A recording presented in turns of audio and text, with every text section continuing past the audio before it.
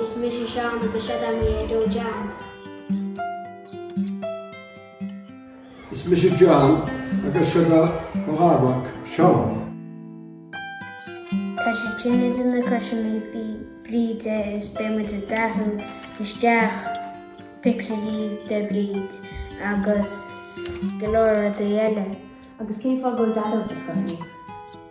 Check, spáintrin cochaí na Crosóga dhéanamh.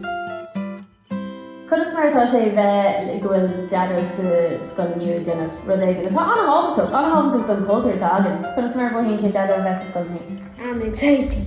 Is bhí sé cool de dó ag an siúil isteach.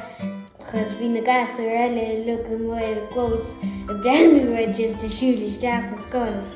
Bhí sé ceappa be sentí bhí ceapta dasach. A dúirt sé tramá. A dúirt sé dúirt Seán a ní hééis le deú le deach chuirtí na Crosóga. Agus cáil na Crosóga seo ag dul inis. Níortá sí breith Seán cáil do ceanna dul. Os cían na Dara sa teach.